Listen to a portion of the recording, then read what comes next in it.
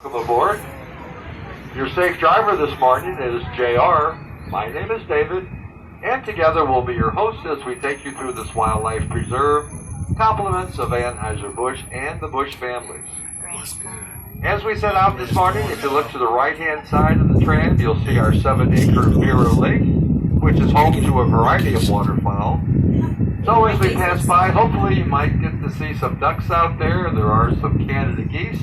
We also have blue heron and white egrets, so keep your eyes peeled for them. Making the bend, looking out the left side of the tram across Grant Road, that's the Ulysses S. Grant National Historic Site. It's also where you'll find Whitehaven, which was the name of not only the home, but of the 281-acre estate of Colonel Frederick Dent Sr., who, by the way, would become Grant's father-in-law. But we're going to begin our story this morning by going all the way back to 1843, when Grant, who, as we know, was our 18th president, as well as a very famous Civil War general, was when he was stationed at Jefferson Barracks in South St. Louis County.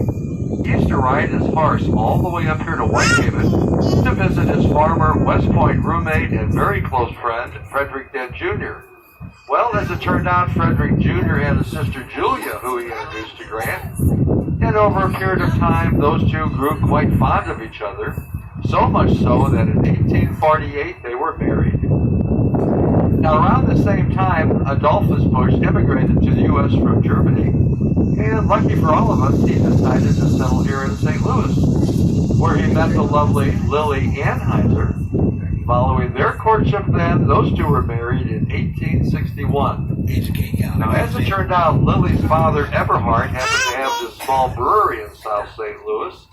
So together, Adolphus and Eberhard co-managed that brewery.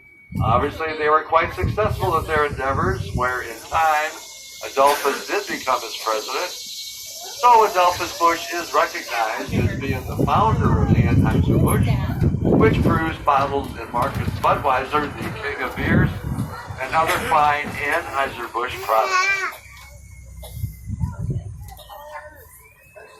Coming up ahead of us now, these are the main entrance gates to Grant's farm. Then the impressive structure was built in 1913. And as we pass by, if you'll notice, on each side of the gateways and top of the columns, you'll see those two bronze statues of stags. What makes them somewhat unique, the antlers atop those statues, those are actually real antlers that were shed by our deer here at the park many years ago.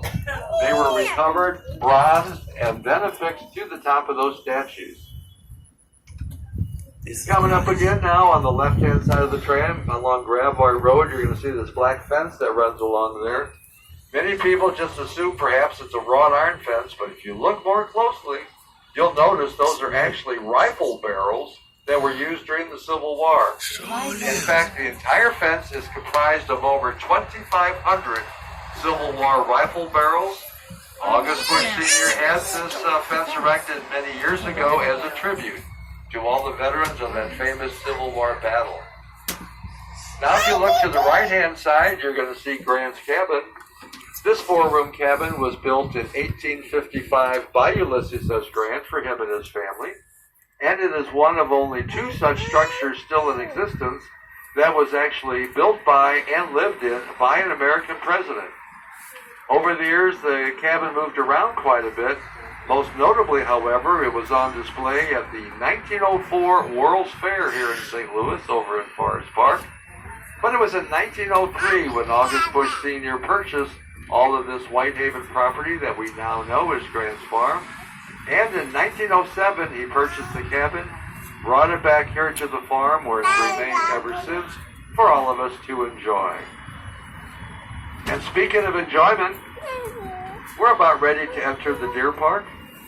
Again, as a friendly safety reminder, make sure those elbows and feet stay tucked safely inside the tram at all times.